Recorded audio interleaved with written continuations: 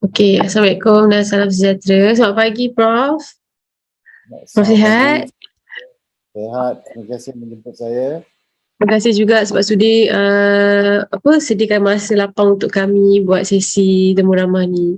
Jadi antara soalan pertama saya adalah, apakah peranan utama pasukan khas jihad tangani inflasi yang telah dipengerusikan oleh Tan Sri Anwar Musa? Sebenarnya apa yang diumumkan oleh Yang Amat Berhormat Perdana Menteri ialah pasukan jihad ini adalah bersamaan dengan jawatan kuasa khas menangani COVID-19. Jadi saya bayangkan bahawa pasukan ini lebih hebat sebab dia dipanggil projek jihad. Jadi dia merupakan satu projek yang mungkin saya pasti ada bilik perangnya dan akan ada satu jawatan kuasa yang terus menerus memantau dan dikatakan dia akan bermesyuarat 2 kali seminggu, hari Selasa dan Khamis, dan akan membuat laporan tentang ini. Jadi kita harapkan bahawa jawatan kuasa ini akan menjadi jawatan kuasa penting yang memantau inflasi khususnya berkait dengan barang-barang makanan. Satu perkara yang penting, jihad ni kalau diterjemahkan, dia merupakan satu usaha bersungguh-sungguh yang cuba memerangi, dan kita tidak memerangi peniaga, kita memerangi inflasi. Jadi bagaimana jawatan kuasa ini akan berfungsi akan menjadi cabaran penting lah yang kita akan sama-sama perlu bagi input, saya rasa. Betul, saya setuju. Mungkin boleh juga kita sebagai pihak kita kongsikan juga rantaian yang Prof cakap tu. Okay, proses daripada macam mana, kan kadang-kadang pembeli dia tak nampak proses rantaian tu. Mungkin kita boleh buka dan kongsikan dengan mereka sebenarnya kenapa harga barang naik. Mungkin disebabkan rantaian kita ekspor atau and then kiranya dari segi sudut pemborong sendiri untuk kita buka mata kepada pembeli. Okey. Untuk soalan seterusnya, apakah kebaikan daripada tertubuhnya pasukan khas jihad tangani inflasi ni? Apa antara kebaikan yang Prof rasa Prof boleh kongsi pandangan? Okay. Sebenarnya pasukan ini juga memang terlampau ambitious.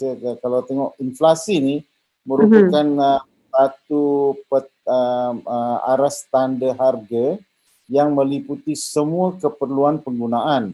Jadi dia termasuk bukan sahaja makanan tetapi keluargaan, bahan bakar, pengangkutan, utility, kemudian makanan. Ni pula ada beberapa jenis. Ada makanan di luar, untuk kedai makan, mamak, restoran, fast food, dan juga makanan dalam rumah.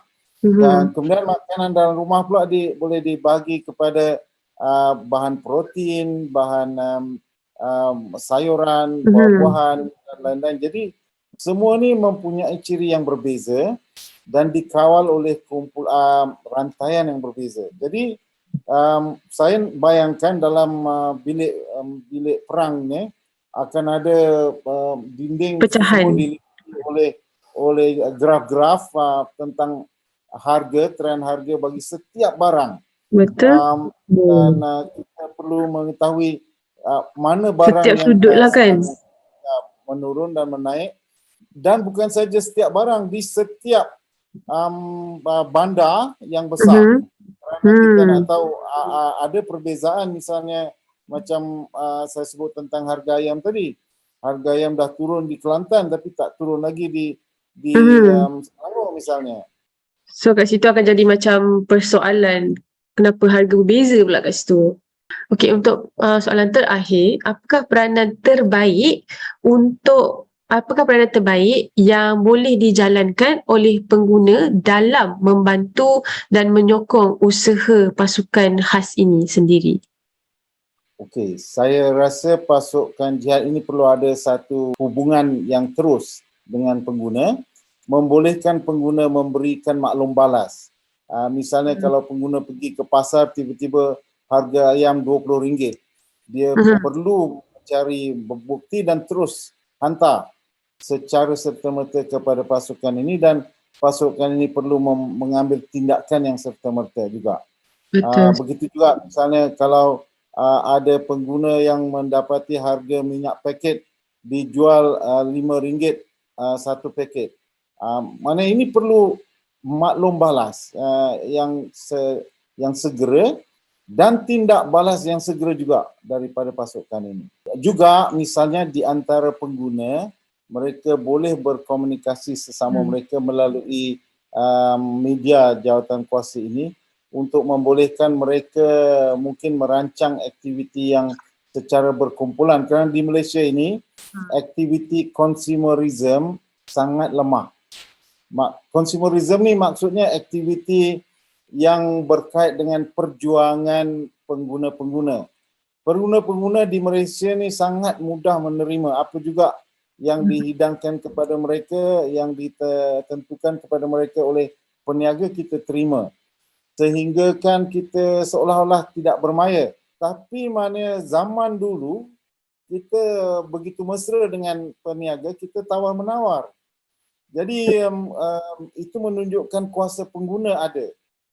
Tapi sekarang tidak ada kuasa pengguna lagi. Kita ambil dan kita terpaksa menerima apa yang dihidangkan oleh peniaga maknanya.